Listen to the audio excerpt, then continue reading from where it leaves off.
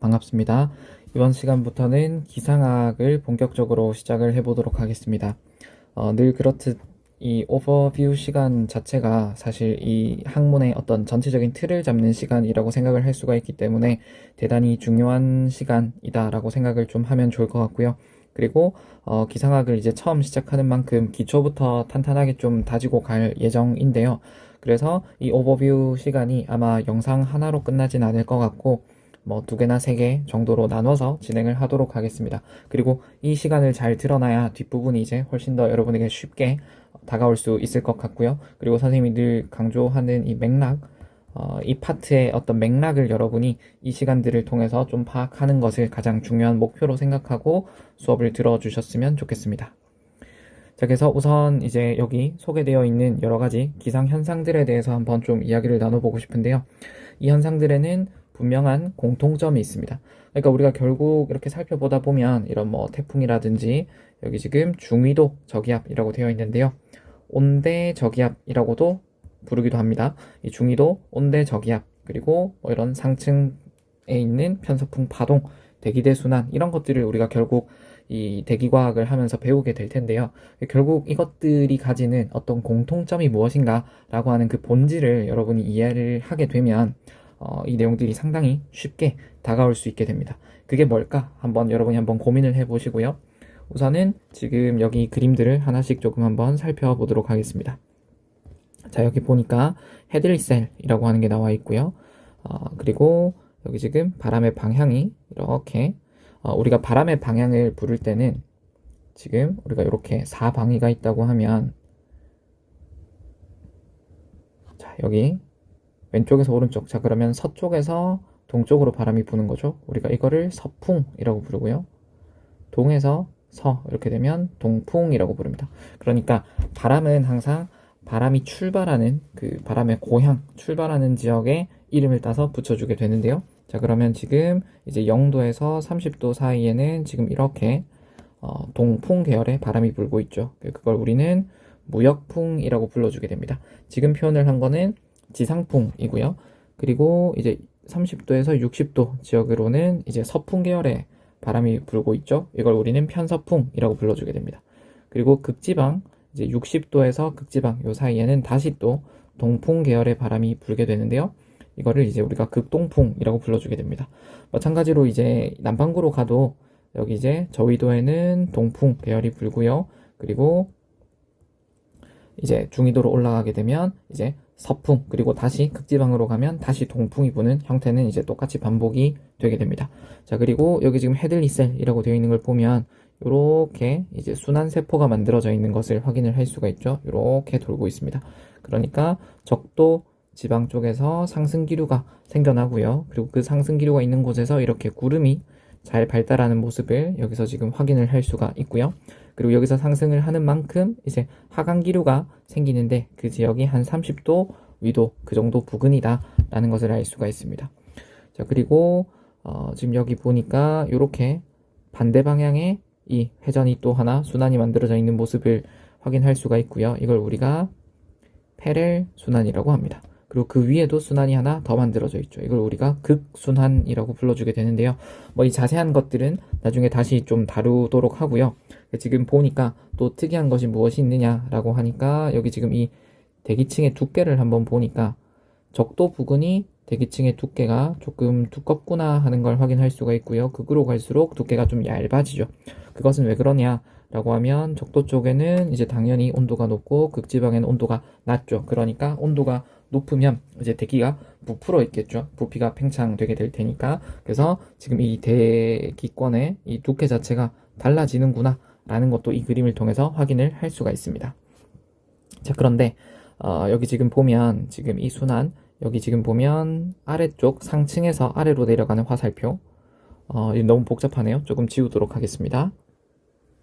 네, 여기 한번 살펴보면 지금 요렇게 지금 상층에서 고위도에서 저위도로 내려오는 이 흐름은 사실상 잘 나타나지 않는 흐름입니다.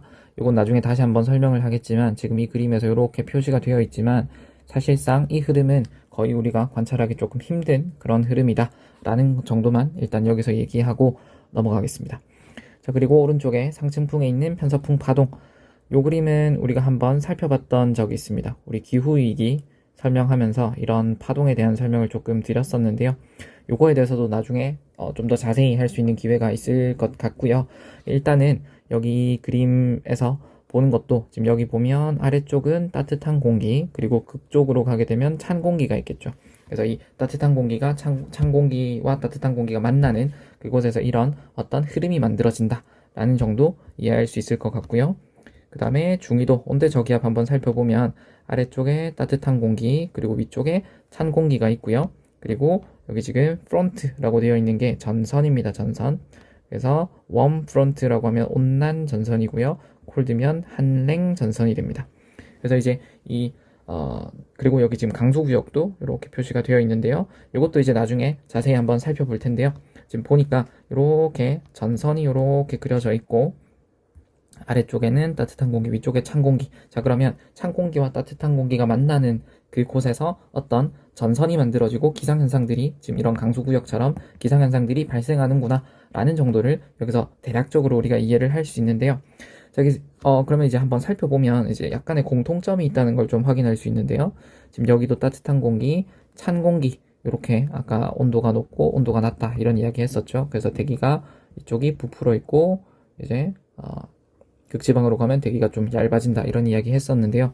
자, 보면 따뜻하고 찬 공기, 따뜻하고 찬 공기, 따뜻하고 찬 공기. 약간의 어떤 공통점이 눈에 보이죠? 자, 그러면 이렇게 한번 이야기를 해보겠습니다. 지금 여기 이 전선의 모양이, 온대저기압의 전선의 모양이 약간 역 V자 모양인데요.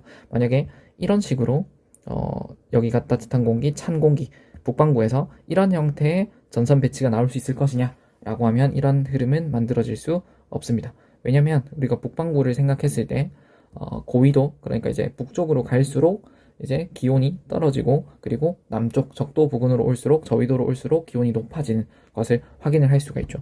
그 이유가 무엇이냐 라고 하면 지구가 둥글죠. 자, 그러면 햇빛이 이렇게 들어온다고 하면, 자, 북반구만 기준으로 한번 이야기해 보겠습니다. 자, 적도 부근에서는 햇빛이 거의 수직하게 굉장히 고각도로 들어오게 되고요. 그리고 고위도로 가게 되면 햇빛이 들어오는 각도가 굉장히 저각도로 바뀌게 되죠. 그러니까 적도에는 굉장히 강한 플럭스로 햇빛이 들어오게 되고요. 이제 극지방으로 가게 되면 가게 될수록 플럭스가 이제 더 약해지는 거죠. 빛이 퍼지게 되니까.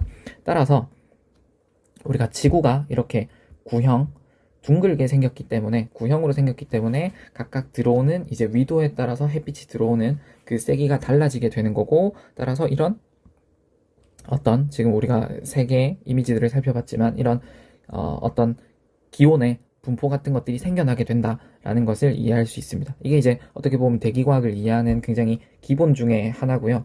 뭐 사실 당연한 거긴 하지만 이렇게 한번 짚고 넘어가면 여러분이 훨씬 더 클리어하게, 명쾌하게 이 파트를 이해할 수 있을 겁니다. 그래서 지금 선생님이 이 파트에서 지금 시간을 길게 쓰고 있는 이유가 무엇이냐라고 하면 어떻게 보면 이 슬라이드 한 장 자체가 아마 이 대기과학을 하면서 가장 중요한 슬라이드가 될 수도 있겠다라는 생각이 듭니다. 그래서 여러분이 이 장면에서 많은 것들을 좀 캐치하면 좋을 것 같습니다.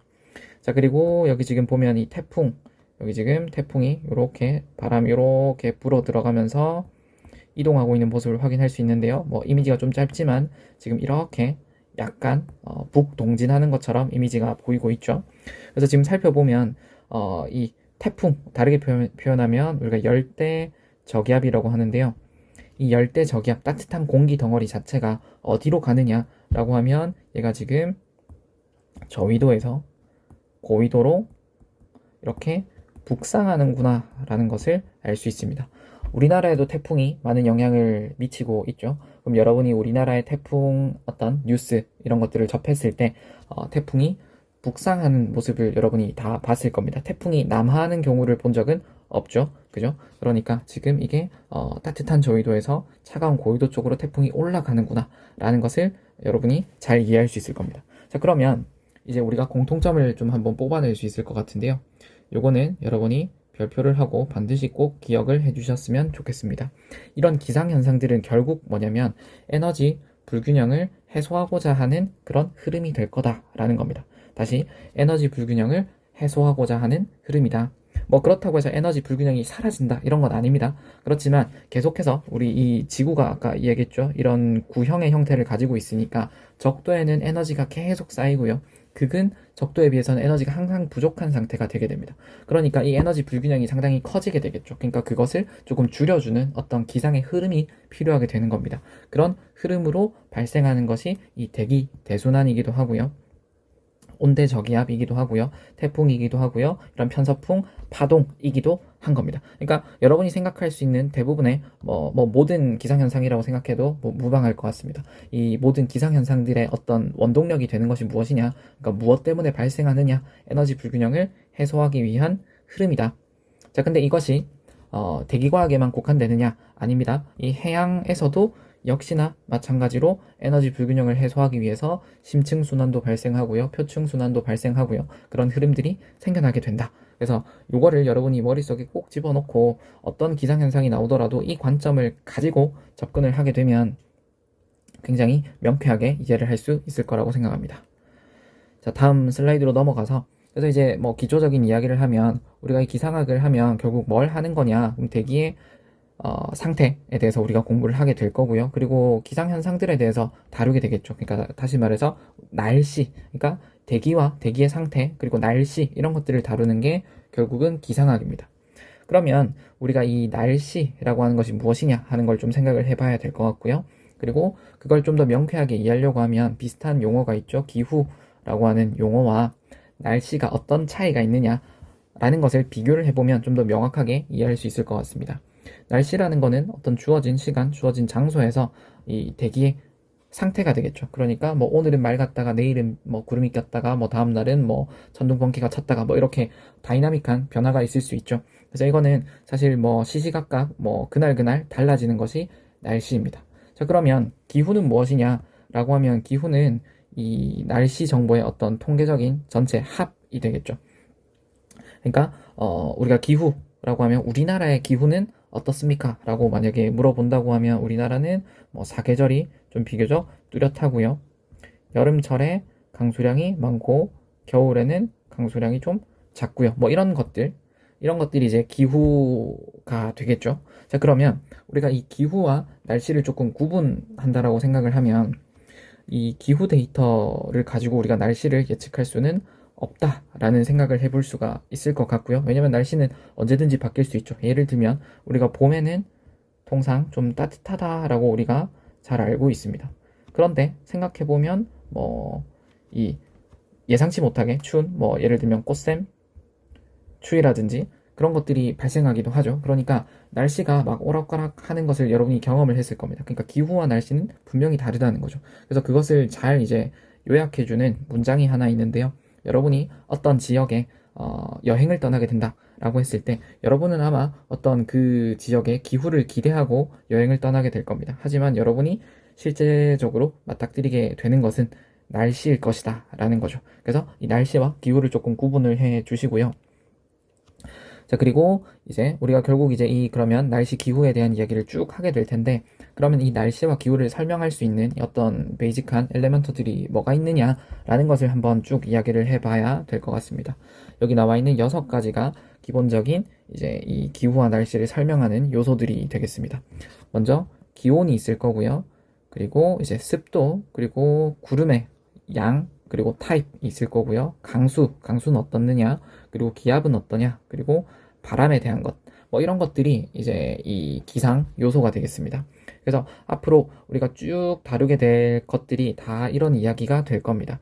그래서 뒤로 넘어가게 되면 이제 온도, 기온에 대한 이야기부터 좀 시작을 할 거거든요. 그래서 기온 이야기하고 습도 이야기하고 쭉쭉쭉 뭐 순서대로 가진 않겠지만 일단은 기온, 습도 이건 굉장히 중요하기 때문에 이것들부터 해서 차근차근 이제 이 다음 내용들로 넘어가 보도록 하겠습니다.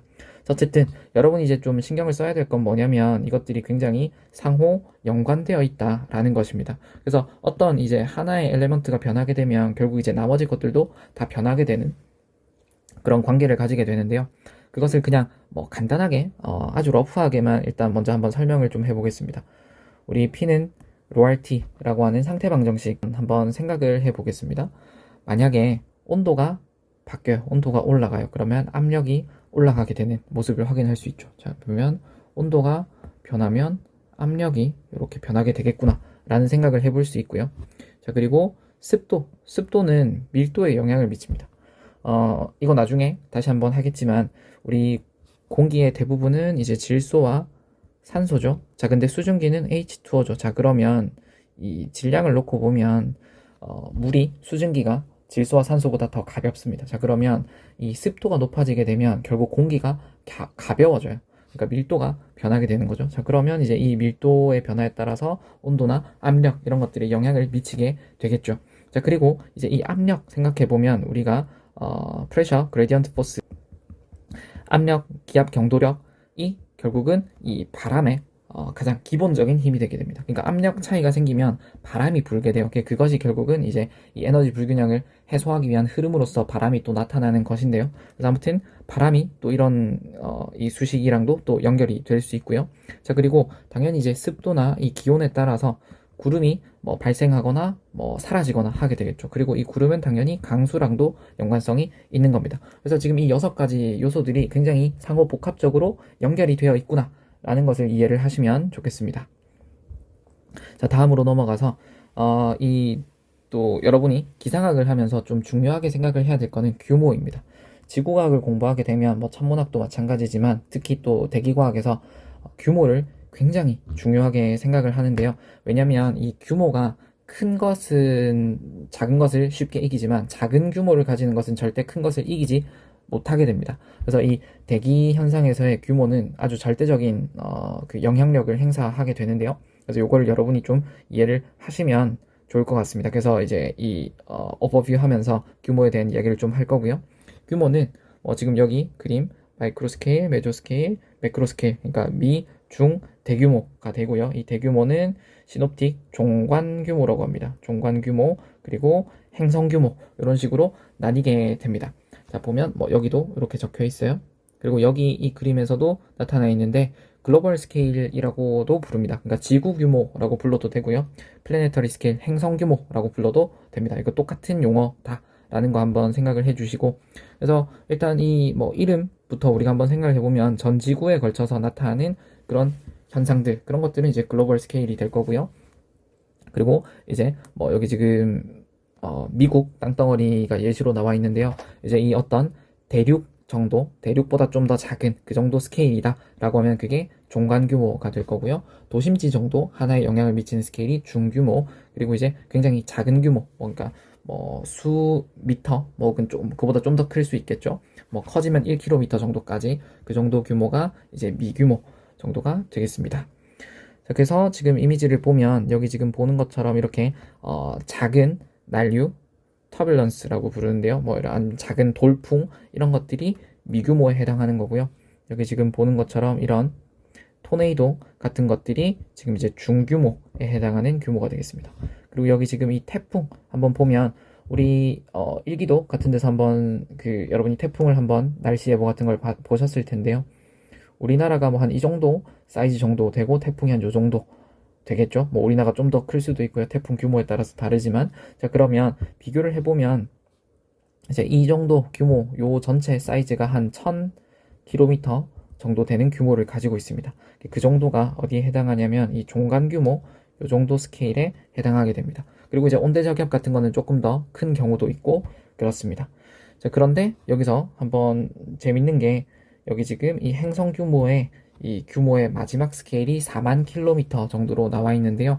그게 왜 그렇게 나오는 것이냐 라고 하면 우리 지구가 이렇게 있으면 지구 한 바퀴를 뺑 돌면 그거 이상으로 커질 수는 없겠죠. 우리가 결국 이 지구 표면 얇게 있는 그 대기 안에서 나타나는 기상현상이다 보니까 지구 둘레를 넘어서는 정도의 사이즈는 만들어질 수가 없습니다. 그러면 우리가 지구 반경을 뭐 한 적도 반경이 6,378km 정도 되거든요. 뭐 대충 6,400이라고 생각해도 좋습니다. 자, 그럼 6,400 여기 이제 둘레면 2파이r이죠. 그러면 2파이r을 여러분이 한번 구해보면 4만 km 정도가 딱 나오는 것을 확인할 수 있을 겁니다. 그래서 지금 요 규모가 4만 km 규모로 이렇게 적혀 있는 거고요.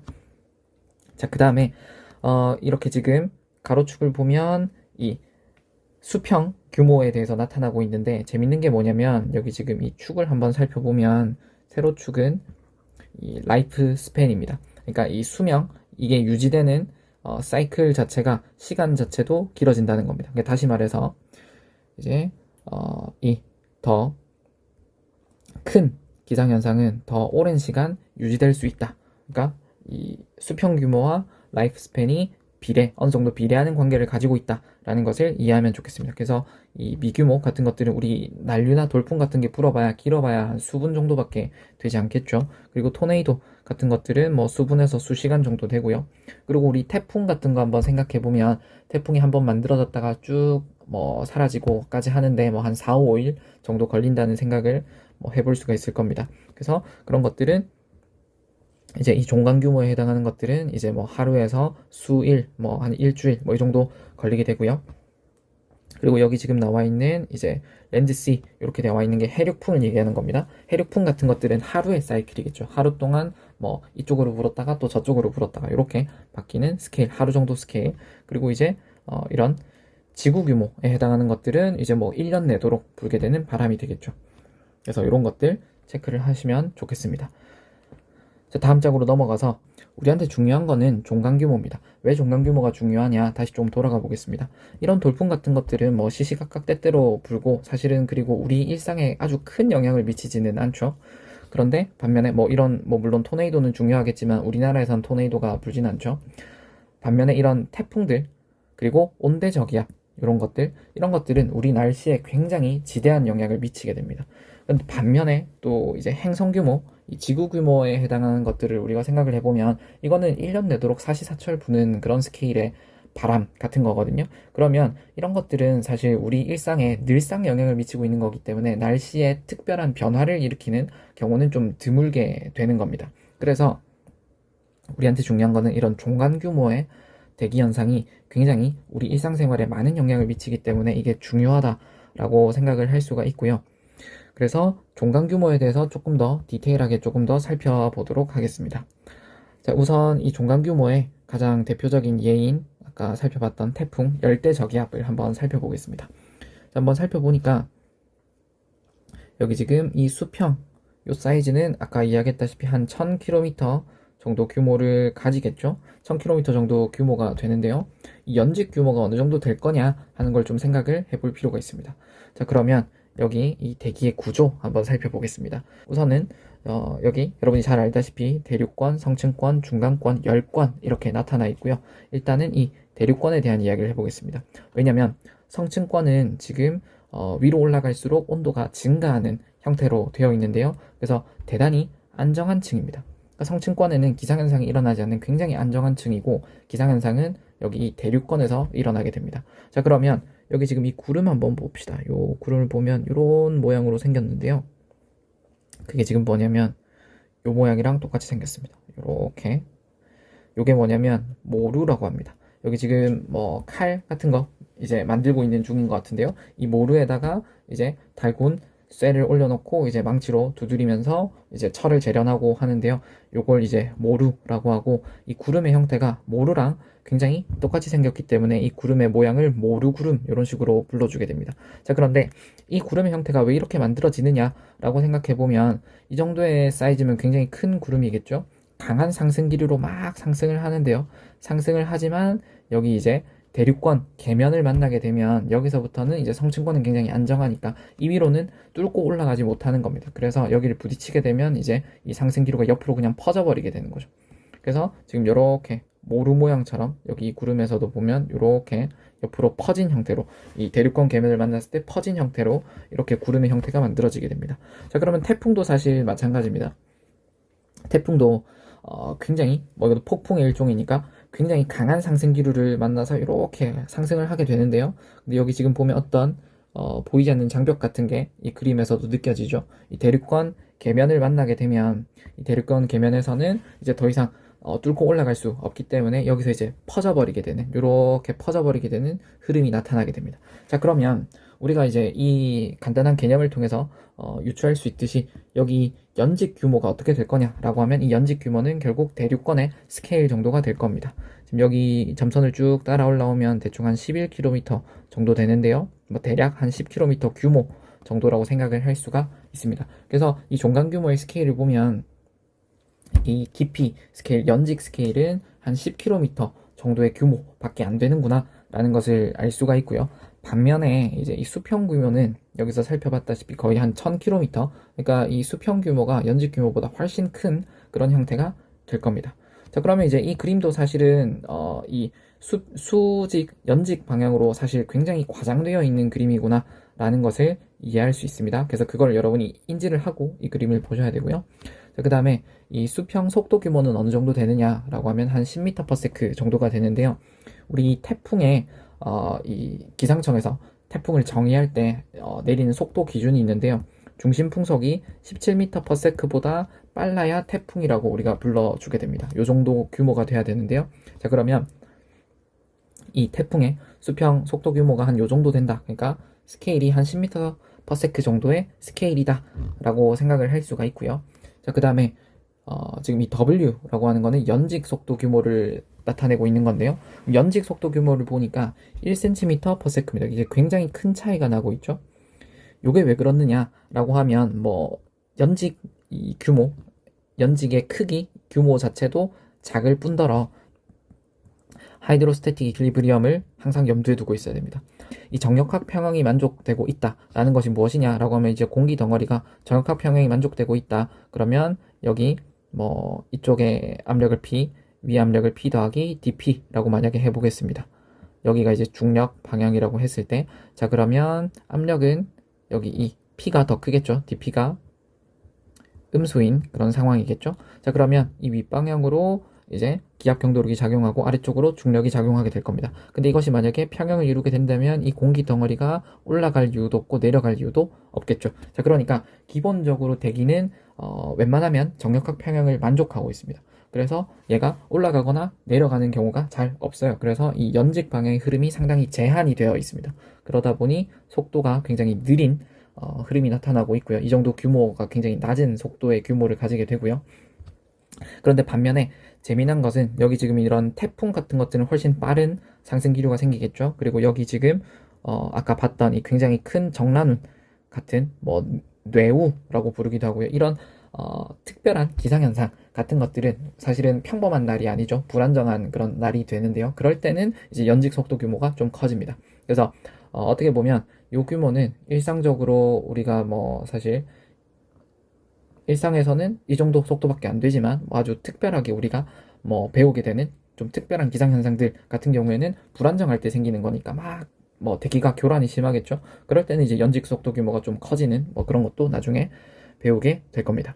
자, 그리고 이 타임 스케일을 한번 살펴보면 이 타임 스케일은 어떻게 생각하면 되냐면 이 수평 규모를 수평 속도 규모로 이제 나눠주면 이제 시간이라고 하는 건 속도분의 거리 이렇게 하면 되겠죠. 그래서 여기 이 1000km 요 거리가 1000km 정도인데 이걸 가는데 스피드가 한 10m/s 정도 된다고 했으니까 여기서부터 여기까지 쭉 가는데 어느 정도 스케일이 될 거냐라는 걸 계산한 겁니다. 그러니까 이제 10의 6승 나누기 10 하면 10의 5승 초 이렇게 되겠죠. 자, 그러면 요거 나누기 3600 초 하면 뭐 계산을 해보면 금방 나올 겁니다. 27.77 아워, 네, 요 시간 정도가 나오게 됩니다. 자, 그러면 요거는 하루를 조금 넘어서는 그 정도 규모가 되겠죠. 그래서 이제 요걸 살펴보면 종강 규모가 요 정도 스케일이 되는구나 라는 것을 이해할 수 있습니다.